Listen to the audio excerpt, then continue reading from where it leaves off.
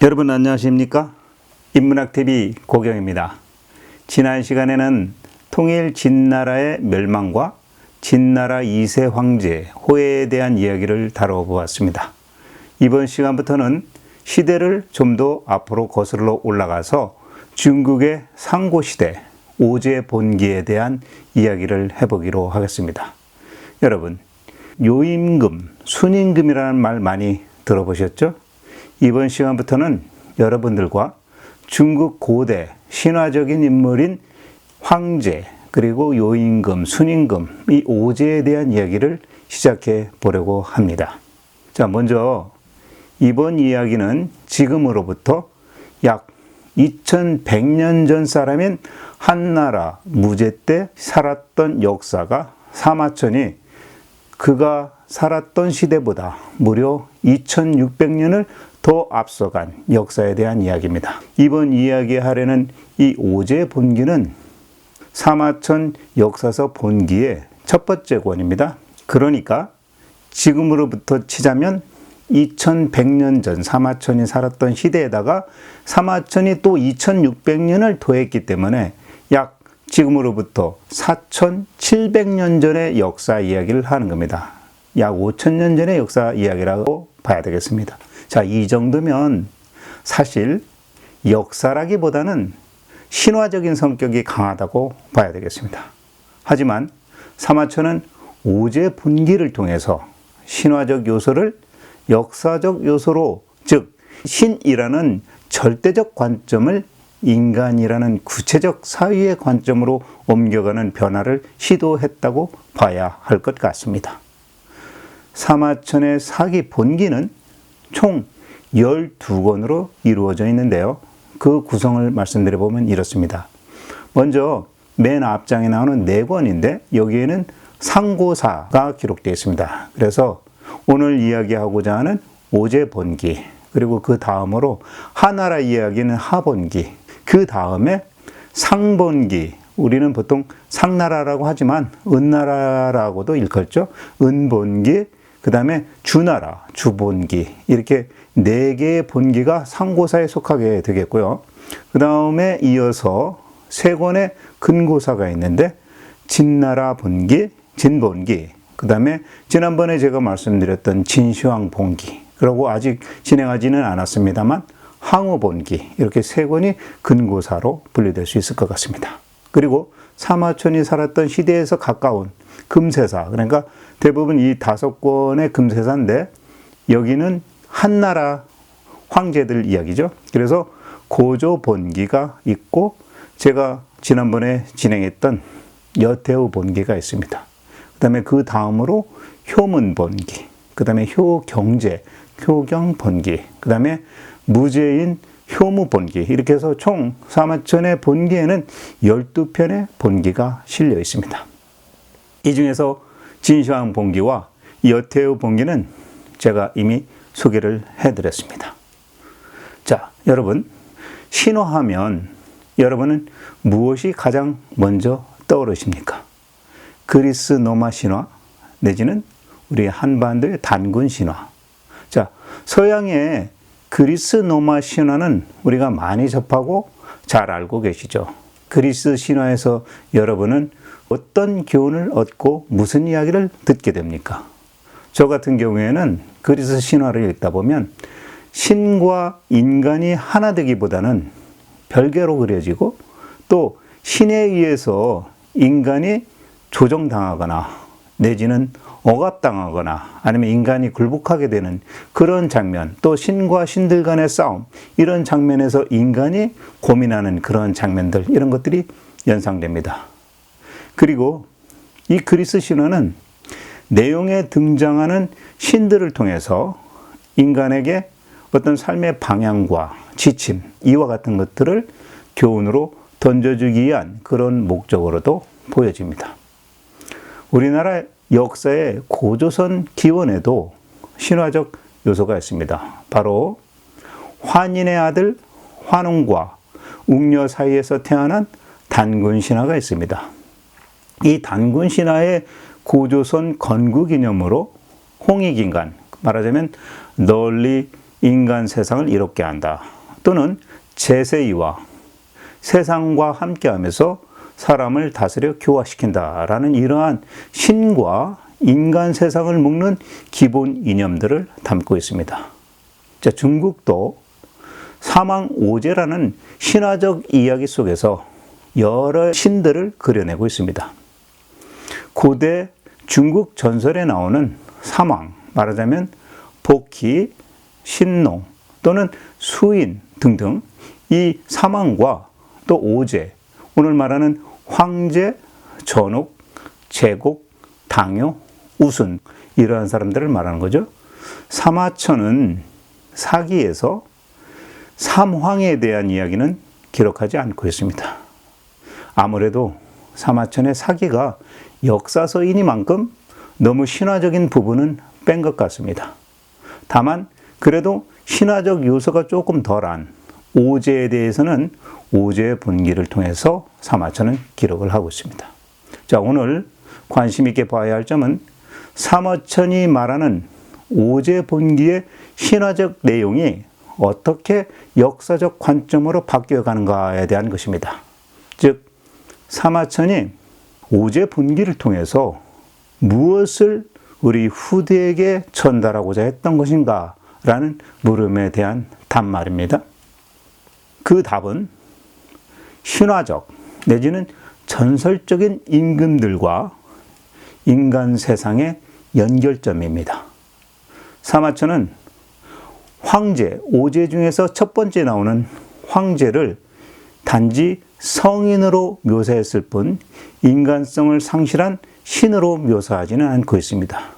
그에 대한 한 예로서 사마천은 오제 중에서 이 황제를 매우 총명하고 능력이 있었다라는 점을 말하고 있습니다.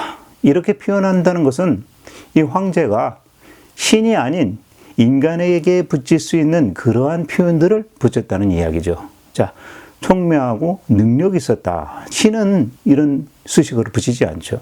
그래서 사마천은 이러한 표현 속에서 황제를 신보다는 인간에 가까운 그러한 표현으로 역사에 들여넣기 시작했다라고 볼 수 있겠습니다. 사마천이 말하는 오제의 이야기로부터 시작되는 중국 역사야말로 질박하고 진실한 인류의 모습을 담은 것이며 기이하고 신령스러운 것만으로 쓰여진 역사서가 아니라 아주 인간적인 면을 강조하는 그러한 역사서라고 봐야 할 것 같습니다. 이 책 내용으로 들어가기 전에 먼저 중국의 고대 신화 속에서 등장하는 사망 오제에 대한 내용부터 말씀드려 보도록 하겠습니다.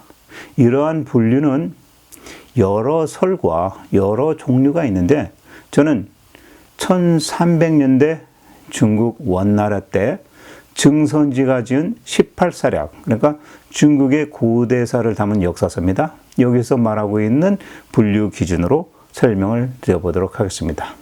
첫 번째 사망입니다. 세 명의 황인데요. 일단 첫 번째로 태호 복희씨를 이야기하고 있습니다. 자, 이 복희는 그 모양 생김새는 몸은 뱀이고 머리는 사람 형상을 했다라고 말하고 있습니다. 그리고 이 복희씨는 사람들에게 처음으로 사냥하는 법, 그 다음에 불을 활용하는 법을 가르쳤다라고 신화는 담고 있습니다. 자, 그러니까 이 복희는 전설적인 인물입니다. 자, 두 번째로 사망은 염제 신농입니다. 자, 그 모양은 몸은 사람의 형상인데 그 머리는 소의 머리를 갖고 있었다. 그리고 이 신농은 농사 짓는 방법을 알려주었고 또 한의학의 창시자 역할을 한 전설적 신화로 그려지는 인물이다라고 말할 수 있겠습니다. 자, 제가 지금 이 사망을 이야기하고 있는데요. 제가 옆에 사진을 통해서 각 그 사망마다 모양, 생김새들을 사진으로 올려놨습니다. 함께 비교하시면 될 것 같습니다. 자, 그리고 이 18사략에는 세 번째 사망으로서 황제 헌원을 말하고 있습니다. 사마천은 황제를 사망이 아닌 오제로 분류하고 있어요. 근데 18사략에서는 황제를 사망으로 분류를 하고 있다고 합니다. 자, 그런데 18사력에서 말하는 황제는 머리가 4개가 달린 모양으로 역할로서는 집 짓는 것, 그리고 옷 짜는 법, 이런 것들을 인간들에게 가르쳐 줬다. 그리고 또 수레를 발명을 했고 글자에 대한 개념을 처음으로 도입을 했다. 그리고 천문과 어떤 역법, 역산 이런 것들을 시작을 했고 의료술을 시작한 것으로 알려진 그러한 신적 인물로 표현하고 있습니다.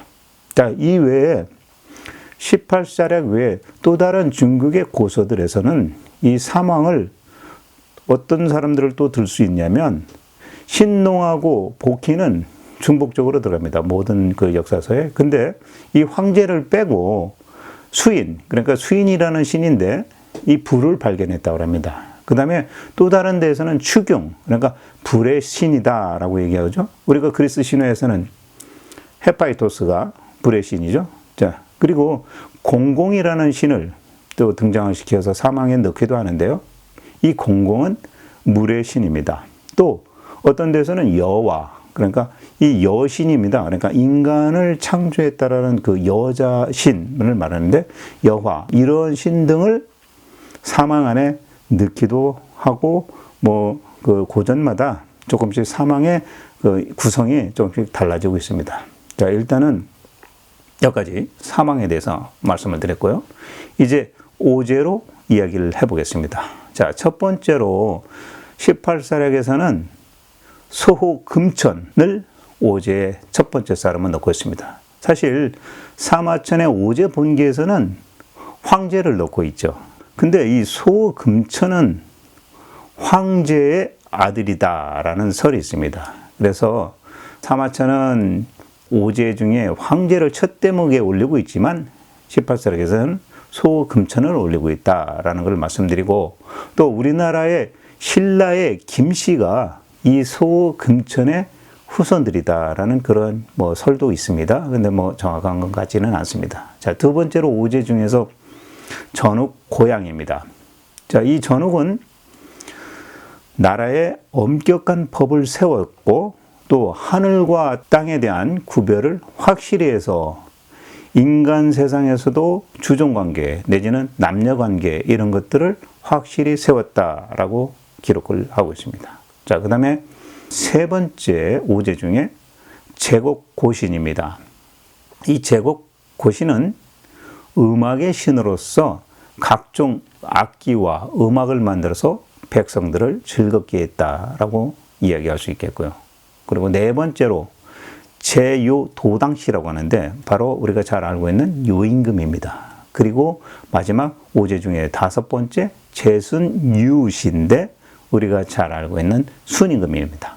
자, 이렇게 해서 18사력에서는 오제를 이와 같이 분류를 하겠습니다. 근데 사마천의 오제 본기를 기준으로 보면 첫 번째는 황제입니다. 그리고 두 번째 전욱, 세 번째 제곡, 그리고 네 번째 제요, 다섯 번째 제순, 이런 순서로 진행됩니다. 자, 그러면 오늘은 이 내용이 상당히 깁니다. 그래서 요임금과 순임금은 다음번 영상에서 소개해 드리는 것으로 하고, 오늘은 먼저 첫 번째 황제부터 이야기를 해보도록 하겠습니다.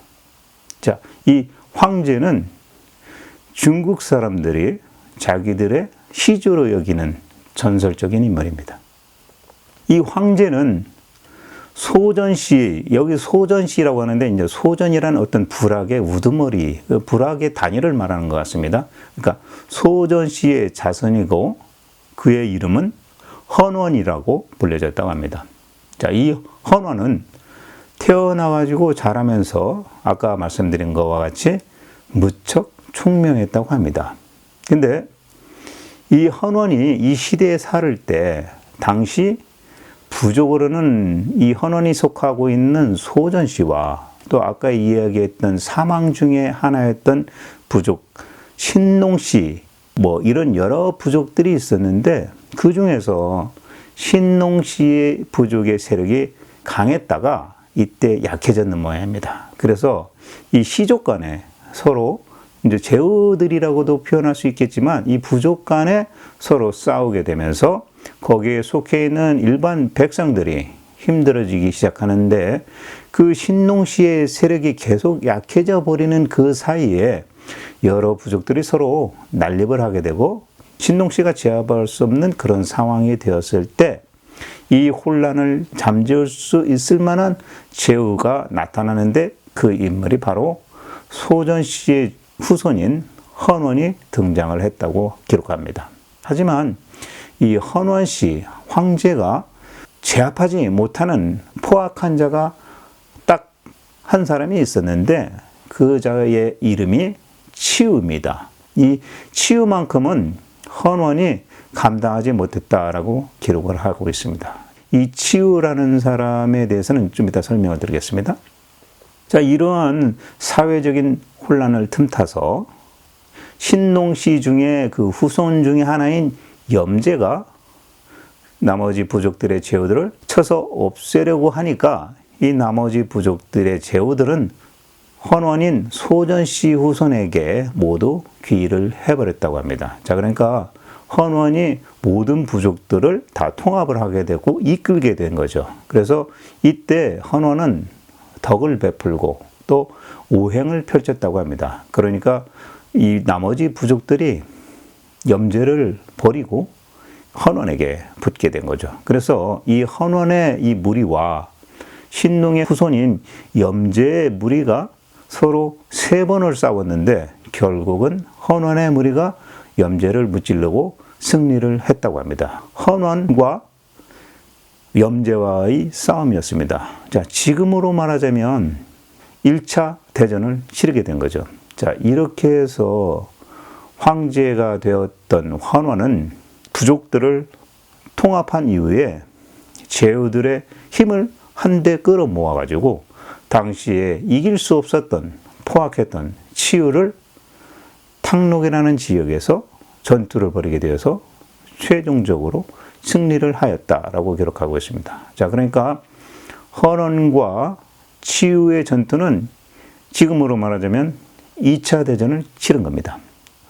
나머지의 그 제후들이 헌원을 이제 천자로 받들어서 신농씨가 천자 역할을 해왔던 것을 대신해서 헌원이 천자 역할을 하기 시작했다. 그때 바로 이 헌원이 이제 황제가 된 겁니다. 그래서 황제라고 부르는 거죠.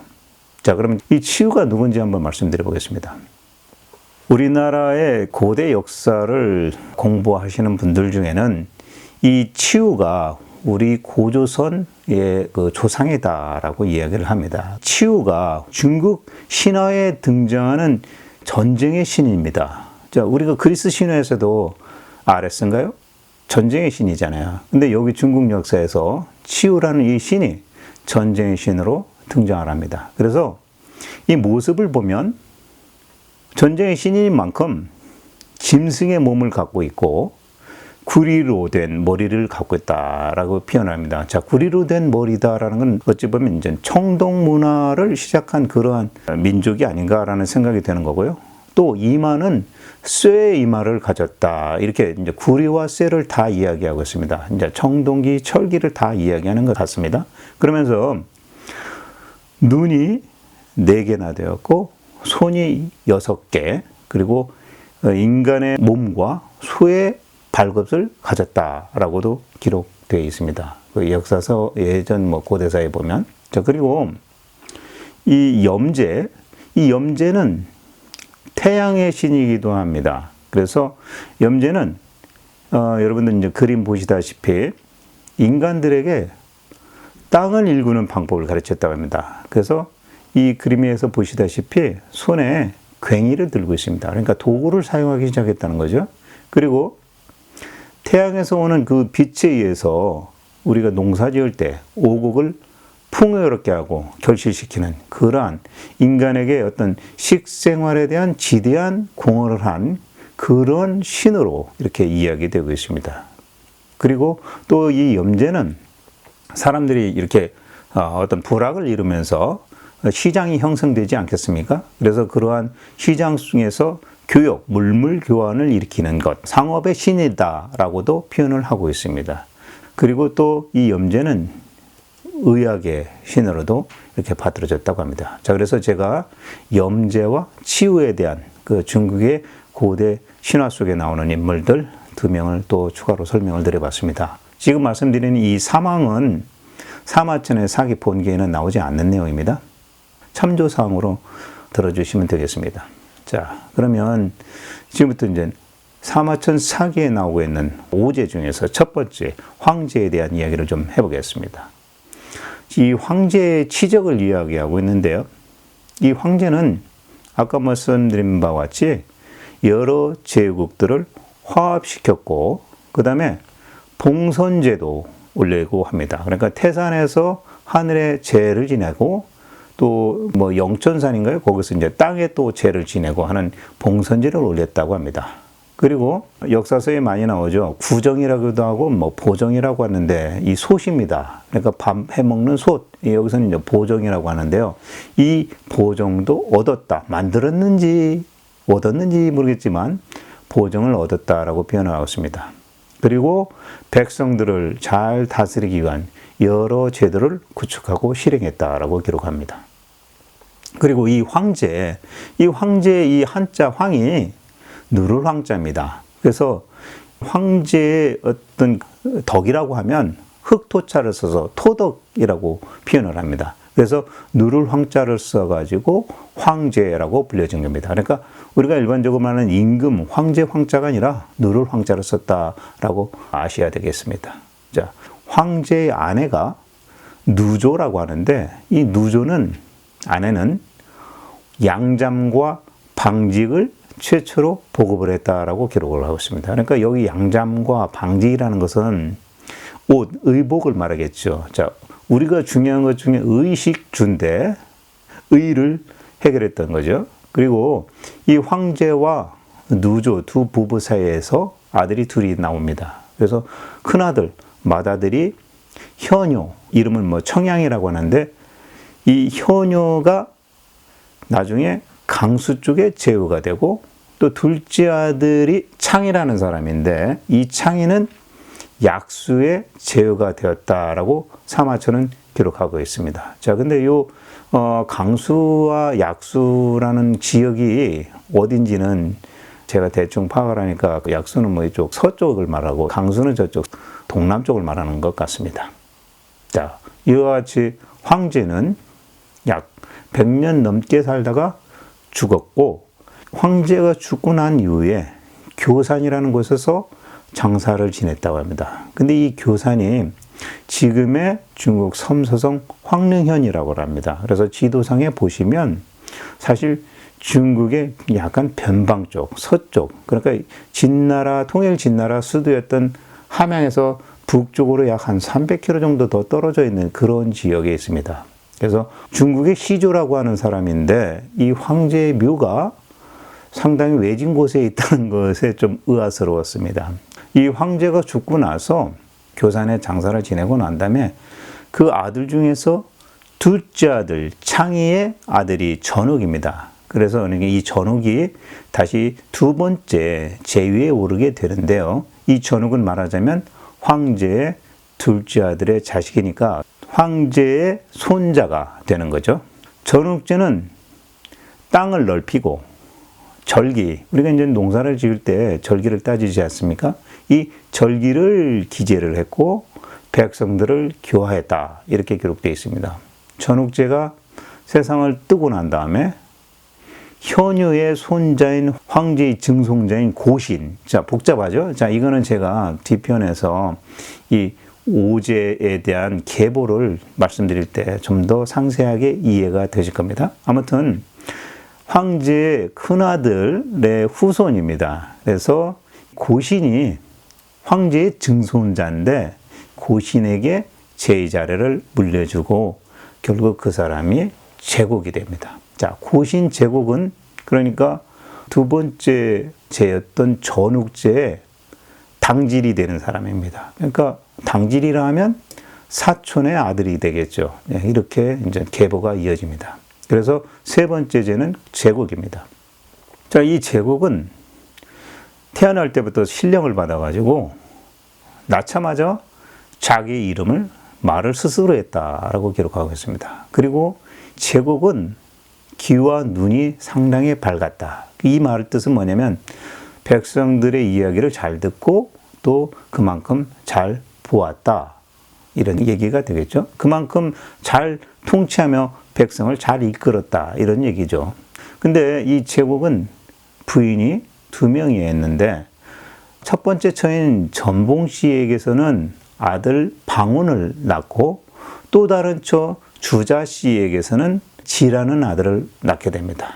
근데 세 번째 제인 제국이 세상을 떠날 때 일단은 지라는 아들이 제위에 올랐지만 이 지가 세상을 잘 다스리지 못하니까 결국 동생이었던 방연이 제에 오르게 됩니다. 근데 이 방연이 우리가 많이 익히 듣고 있는 요임금이 되는 겁니다.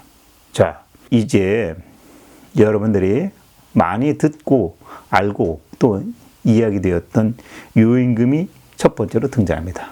그런데 이 요임금과 다음을 잇는 순임금이 사실상 워낙 중요한 의미를 담고 있는 그러한 임금들이라서 제가 요순임금에 대해서는 오늘 이 시간 말고 다음 시간에 더 상세한 이야기를 올려드리는 것으로 하고, 오늘은 사마천이 전하고 있는 본기에 나오는 상고시대, 그러니까 오제본기, 그 다음에 하본기, 은본기, 주본기까지의 그 내용을 중심으로 해서 계보를 정리해드리는 순서로 말씀드려 보겠습니다. 요임금에 대한 이야기, 순임금에 대한 이야기는 다음 기회에 말씀드리겠습니다. 자, 그러면 이제부터는 제가 이 하본기, 상본기, 그 다음에 주본기까지 계보를 보면서 설명을 드리고 진행을 해보도록 하겠습니다. 자, 제가 여러분들에게 사마천의 사기 본기를 읽기 위해서 계보가 상당히 도움이 많이 될 것이라고 생각을 해서 제가 오제본기, 그 다음에 하본기, 그 다음에 상본기, 은본기죠. 그 다음에 주본기, 이렇게 각각의 임금의 계보를 보면서 여러분들한테 설명을 드리도록 하겠습니다. 자, 표를 보면서 말씀드리도록 하겠습니다. 자, 공손시, 황제 헌원은 중국 한족의 시조라고 그랬죠. 그래서 공손씨의 후손입니다. 그래서 이 황제로부터 첫 번째 효뇨, 그 다음에 두 번째 창이, 이 두 아들이 있었습니다. 근데 두 번째 오제가 되는 전욱 고양은 창의의 아들이 되겠죠. 그 다음에 그 전욱 고양으로부터 궁선과 곤이라는 그 두 아들이 있는데 그 후손들 중에 궁선으로부터 쭉 내려와서 순임금이 되는 중화, 이름이 중화입니다. 그래서 이 순임금이 태어나게 되는 거죠. 이게 순임금이 5번째 제가 된 거죠. 그리고 그 옆으로 가서 전욱 고양의 곤의 아들 중에서 나중에 그 후손 중에 전욱의 손자입니다. 그러니까 하나라를 세우게 되는 우임금이 되는 거죠. 자, 이와 같은 계보로 가게 되겠습니다. 그리고 또 옆으로 오게 되면 황제 헌원 밑에 효녀의 아들 교극, 교극의 아들 제국 고신, 아까 말씀드렸죠. 이 고신이 세 번째 제가 된 거죠. 그리고 이 제국 고신의 아들은 총 4입니다. 그 중에서 요임금이 된 그 방운, 요임금이고요. 그 다음에 아까 지가 먼저 제로 올렸는데 일을 잘못해서 방운한테, 요임금한테 물려줬다고 그랬죠. 그리고 이 옆에 제국의 고신의 기와 설이 있는데, 자, 설 밑으로 약 14세손 후에 중국 상나라를 세우게 되는 탕임금이 태어나게 됩니다. 그래서 탕임금의 시조가 되고요. 그 다음에 제국 고신의 그 기의 아들, 기의 후손으로서 15세손까지 내려가게 되면 주나라를 세우게 되는 문왕이 등장을 합니다. 그 문왕 밑에 이제 그 아들인 무왕이 또 나오게 되겠죠. 자, 이와 같이 사마천 사기에 나오고 있는 상고시대 최초의 나라를 세우게 되는 건국자들의 계보를 쭉 보게 되면 하나같이 황제 헌원의 후손들이 되겠습니다. 그래서 중국 고대 왕조 계보 옆에 오른쪽 상단에 보시면 사망시대는 기원전 4000년에서 3500년 정도의 신화적 이야기를 말씀드릴 수 있겠고요. 그 다음에 사마천 사기가 말하고 있는 오제본기에 등장하는 오제시대는 기원전 3500년에서 기원전 2000년 사이의 인물들이다라고 보시면 될 것 같습니다. 그리고 하나라입니다. 자, 하나라는 아까 말씀드린 대로 우임금이 세웠다고 그랬죠. 이 하나라는 약 기원전 2070년에서 기원전 1600년까지, 그리고 그 다음을 이은 상나라, 이 상나라의 그 탕임금이 상나라를 세우고 기원전 1600년부터 약 1046년까지 상나라가 존재하고, 그리고 난 다음에 이제 마지막으로 문왕이 세우게 되는 주나라. 그 주나라는 기원전 1046년부터 기원전 256년까지. 그러니까 이 256년에 진나라의 그 소왕이 있었던 그런 시절 전후입니다. 그러니까 진시황이 나타나는 그 시점이죠. 그 시점에 이제 주나라는 멸망을 하게 된 거죠. 자, 그래서 중국의 고대 왕조 계보를 쭉 이렇게 제가 한번 정리를 해서 여러분들에게 이해를 돕고자 설명을 드렸습니다. 자, 지금까지 제가 여러분들에게 사망 5제 중에서 사망에 대한 것, 그리고 5제 중에서 세 번째 제까지 말씀을 드렸습니다. 자, 다음 시간에는 제가 아까 말씀드린 바와 같이 요임금과 순임금에 대한 이야기를 해보도록 하겠습니다. 자, 요임금, 순임금 상당히 재미있고 내용이 좋습니다. 꼭 기대해 주시고요. 자, 지금까지 인문학TV 고경이었습니다. 자, 그리고 제 오른쪽에 제 사진 누르시면 구독 신청 되겠습니다. 그리고 왼쪽으로는 제가 여러분들에게 추천드리고 싶은 영상들 올려놨습니다. 지금까지 시청해 주셔서 감사합니다.